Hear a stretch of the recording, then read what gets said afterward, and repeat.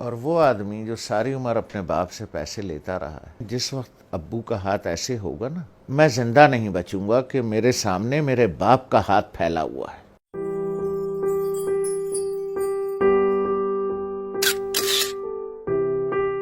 ایک دن میں بیٹھا ہوا تھا، اسلام آباد سے گیا تھا کراچی، نوکری میں تھا، تو ہم امی کے کمرے میں بیٹھے تھے، وہ اپنے سامنے بیٹھی ہوئی تھیں،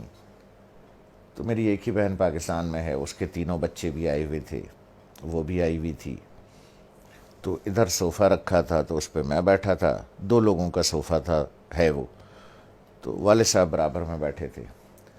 تو سب لوگ باتیں کر رہے تھے، تو میں نے کچھ 2-4 پیسے نکال کر کے والد صاحب کو ویسے ہی پیش کر دیے۔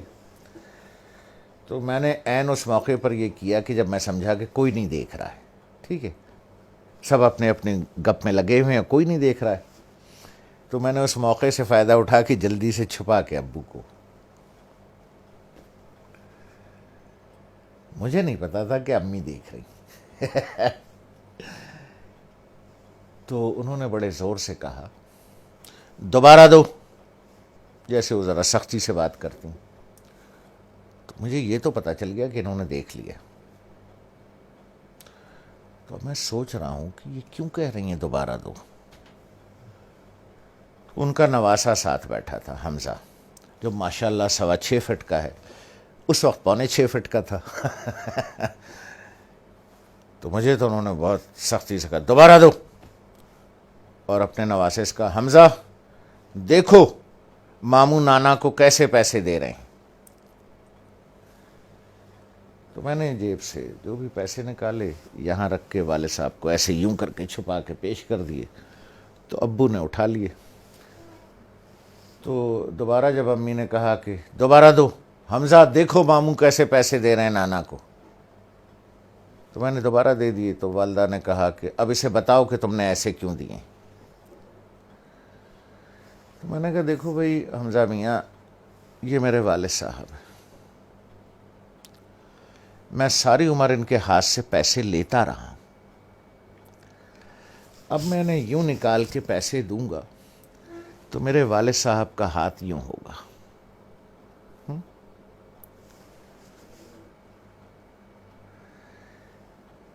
اور وہ آدمی جو ساری عمر اپنے باپ سے پیسے لیتا رہا ہے،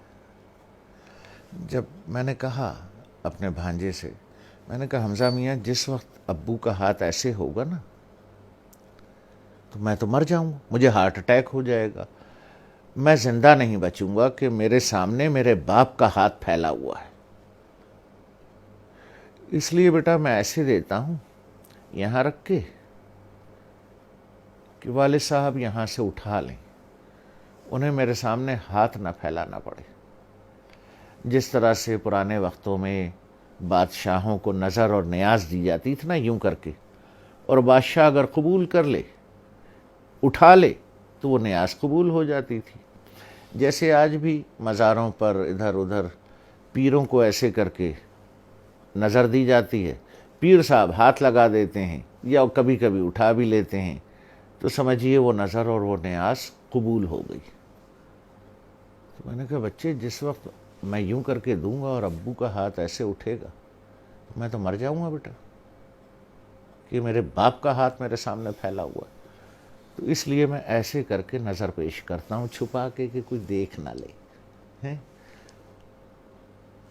کہ باپ ہاتھ پھیلا رہا ہے، نہیں نہیں نہیں نہیں، باپ نظر قبول کر رہا ہے، اس نے ہاتھ لگا دیا تو قبول ہو گیا۔ اب وہ حدیث مبارک کا مفہوم ذہن میں لائیں، جب سرکار رحمت اللہ عالمین صلی اللہ علیہ وسلم نے بیٹے کا گریبان پکڑ کے کہا کہ تو اور تیرے پاس جو کچھ ہے تیرے باپ کا ہے، لوگ بھاگتے ہیں، میں آخری بات کروں، لوگ بھاگتے ہیں وہ فلانے پیر صاحب سے دعا کرا لیں، ہیں جی، وہ فلانے مزار پہ دعا کر لیں، وہ پیر صاحب کا جھوٹا پانی پی لیں، ہیں جی، وہ پیر صاحب کی جوتیاں اٹھا لیں، بخشے جائیں گے، ثواب ملے گا۔ ارے یار 2 عدد پیر تمہارے گھر میں بیٹھے ہیں،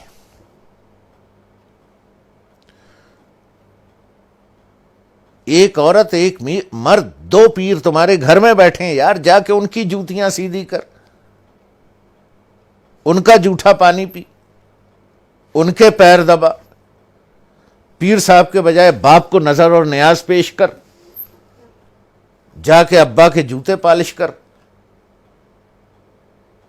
ماں کی چپلیں سیدھی کر کے رکھ۔